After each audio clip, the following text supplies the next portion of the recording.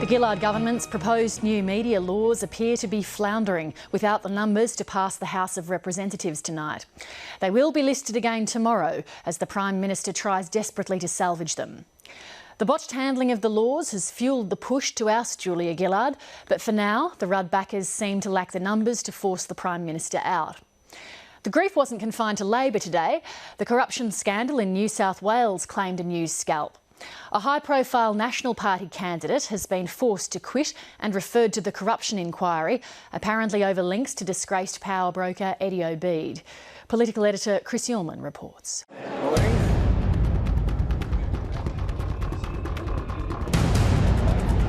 Just been to a good CSIRO breakfast. The scent of blood always draws a pack. Does Kevin Rudd have the numbers for a challenge? Look, Kevin Rudd's made it very clear he's not challenging, so your question is based on a false premise. And for once, there's a whiff on the coalition as the National Party's New England candidate pulls out.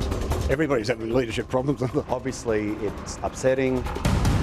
The murky circumstances of Richard Torbey's shock resignation throw up an intriguing connection.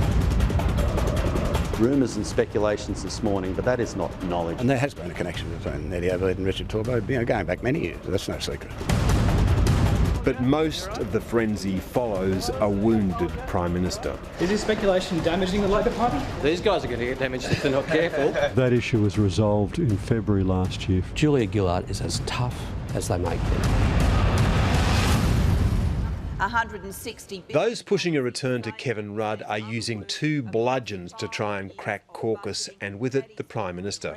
One is feeding deep internal concerns about Julia Gillard's judgment, citing the most recent example as botching the media laws. I think it's pretty shoddy. I think it's been rushed. You guys have a great day. The other bludgeon is the media itself. It's just silly to try to pretend there isn't an issue swirling around Parliament House when it's on the front page of every newspaper, and the newspapers are quoting, unnamed Labor sources, unnamed Labor MPs. And I, for one, won't go on television or radio saying or pretending there's nothing going on when it's so obvious something's going on.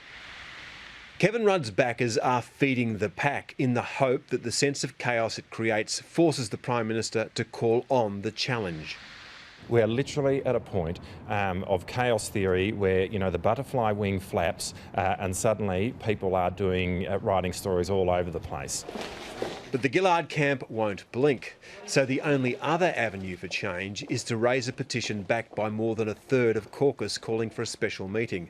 That means getting 35 signatures, and that path hasn't been used in 112 years. Well, I don't know what his numbers are like because no one's formally counting. People are just speculating. The media, of course, is taking the chatter and turning it into a full-blown leadership contest. And there is no full-blown leadership. But caucus is on a hair trigger, deeply dismayed by its leadership and terrified of being obliterated come September. So madness in the 24 hours before the House rises can't be ruled out.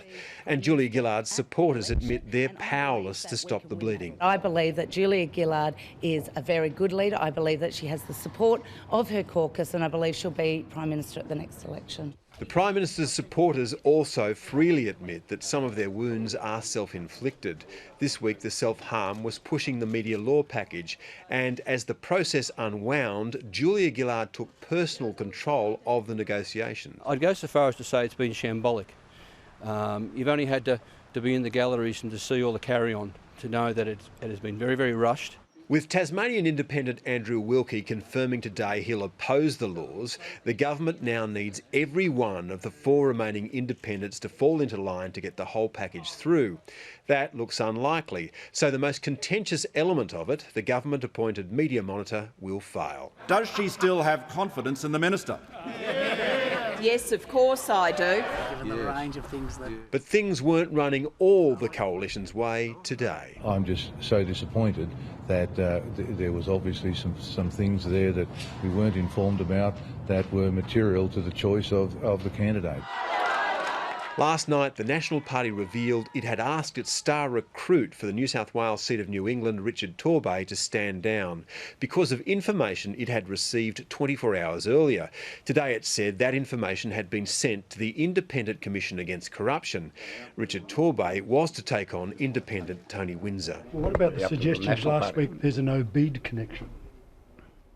Well, there's no doubt about that. Richard Torbay also resigned from his state seat today. I informed the House that on the 20th of March 2013 I received a letter from George Richard Torbay resigning his seat as member for the electoral district of Northern Tablelands. There are suggestions that his troubles are linked to a land deal and campaign donations, and about it all swirls the intriguing name of Eddie Obeid, the former Labor Party power broker already at the centre of a Corruption Commission storm. Mr Obeid, that didn't go very well.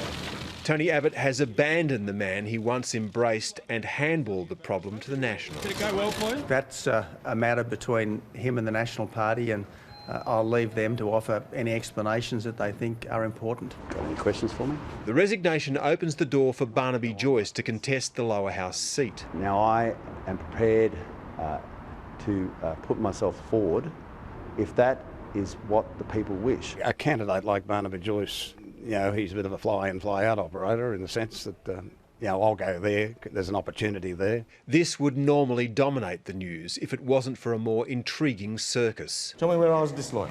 Come on, this is being silly. Late this afternoon, Labor's chief whip added more fuel to the leadership fire. Well, people get excited about me stating the obvious.